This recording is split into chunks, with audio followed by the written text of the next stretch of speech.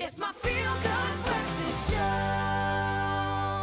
Welcome back. It's your Feel Good Breakfast Show. It is a Tuesday morning, and you know what that means. That means the good doctor makes a call into the studio to answer all of your questions and our questions again. And of course, this time around, we're talking all about heartburn. Dr. Darren Green, good morning to you. How are you? Fantastic. Great to have you. Very dapper today, Doc. Yeah. Thanks. I put on a tie for a change. Yeah, no, setting the tone here. Trying to keep the heartburn down. Yeah, well, that's what I was going to say. I was going to make light of this, but Choke heartburn is serious business, man. What is it? What is It heartburn, can be. first of all? People perceive the rising pain on the chest and basically think that the cause of the burn or the pain is heart's actually about the heart. to explode. So they just use the word, I think the Afrikaans people use the word soeibrand. Soeibrand. Because the burning sensation. Here we go. Yeah. So often it's a centrally associated burning pain. And obviously with history taking, we get to a lovely story that people tell about following certain types of meals, the relation of timing to eating, also the type of food you eat, and then specifically when you lay flat at night time, quite interesting, when you're in the supine position, how the gastric content, if that valve at the top of the tummy is not sealing properly or working, what we call the gastroesophageal sphincter, it then leaks, and then you have the content coming up. And can present in so many different ways with other warning signs that aren't pain. So that's what's quite fascinating, like a hoarse voice, for example, or recurrent chest infections. So heartburn can be missed quite easily, so you need to take a really good history. So when you look at the anatomical level of things and explaining how heartburn develops in the first place, what exactly happens? So if you've consumed something, that's the stomach. Looks like a leather pouch of old, and the green area. Or chili in this case. Yeah. Yeah. So the green area at the top there, that's where obviously the stomach narrows to a muscular band or sphincter, which is a specialized muscle, which is supposed to seal off to keep the food inside the stomach while it's being blended and digested. But what happens is sometimes there's weakness with the tone of that muscle, and you have the gastric content leaking upwards, coming up. You must imagine there are different things that play a role, obviously, things like being overweight, having a hiatus hernia, where a piece of the stomach actually slips through a weakness in the diaphragm, which is a muscular layer. A small piece of the stomach might just actually herniate through that, and then it's trapped at the top. Then the stomach can't actually seal off properly. So that's also obviously quite important as well. Are we genetically predisposed to this? Certainly, we do find quite a big association with it. If you think about the diets of India, for example, people that eat lots of spicy foods and curries, why aren't the incidences of stomach cancers and gastric cancers much higher in those people? You would assume it would be, yeah. So genetically, sometimes people actually have an inherent protection mechanism.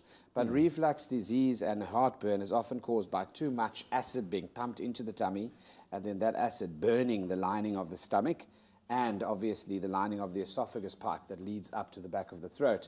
And the causes of that acid pumping out are multiple, including emotional distress. People speak of stress ulcers, for example, when you're stressing too much.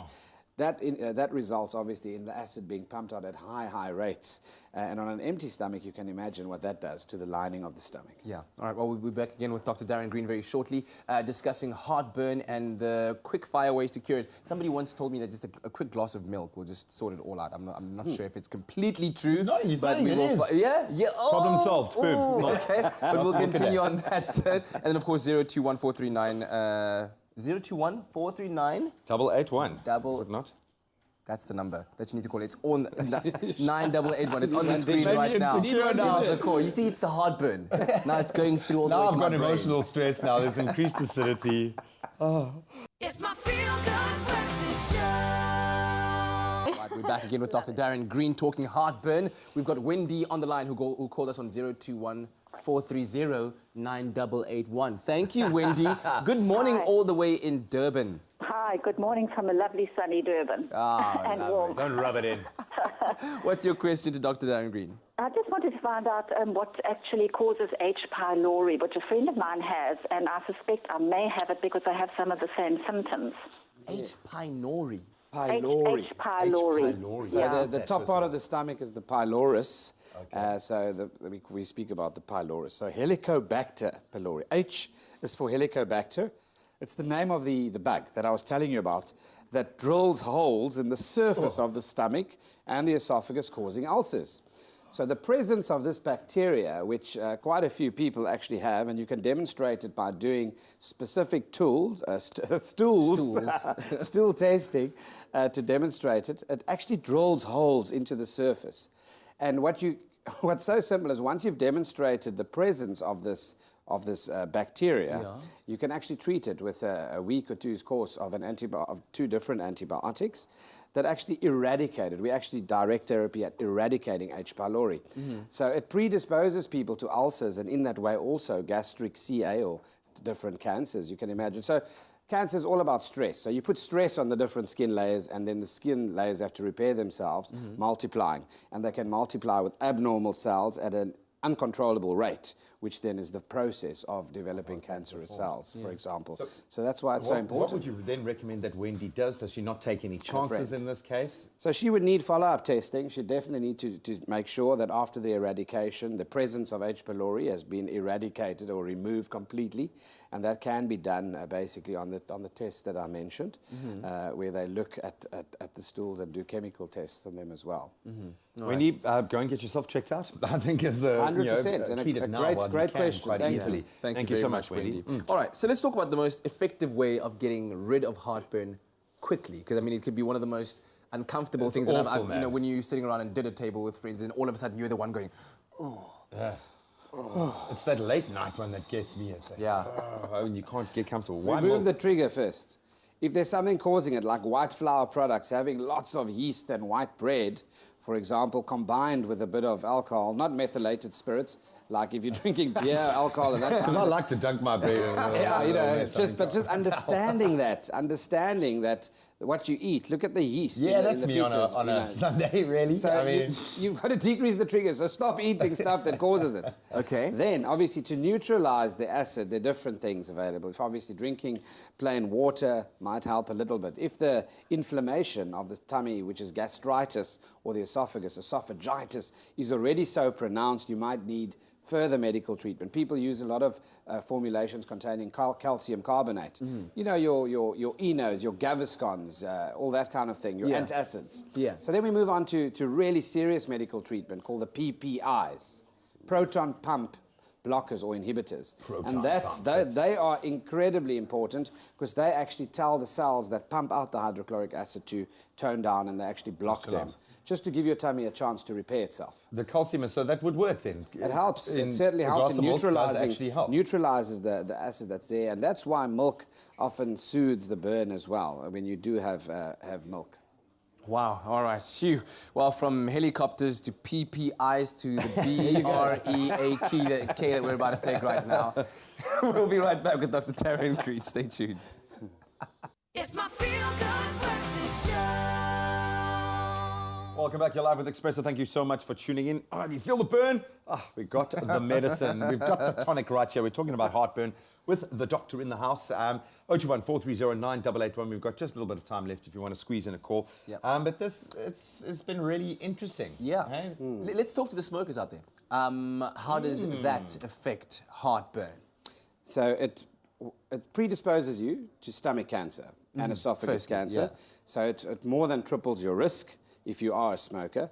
And obviously it has an effect then on the depth of those ulcers and Those also your chemicals ability. aren't just going into your the lungs. trigger. Yeah. Exactly. It's not that. It also triggers the genes that are expressed in terms of stomach cancer.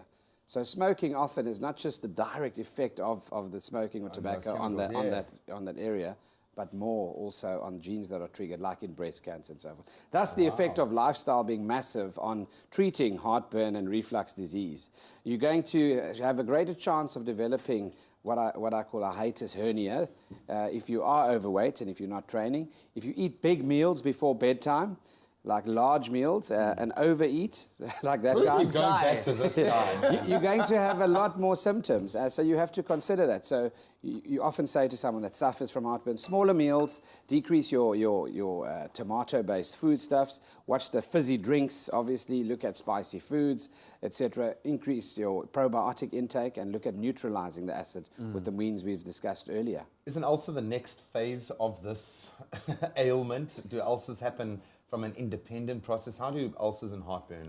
Great, good question. So an ulcer is a localized area on the surface of the stomach or the esophagus. Did we go right inside an ulcer? I think we were talking microcellular level there. But So inside the stomach, the skin basically will erode because of the chronic inflammation and acid burning it, under the influence of that Helicobacter as well, that's busy drilling holes. It makes a hole, and that crater looks like a volcano, basically, like an ulcer in your mouth, an aphthous ulcer.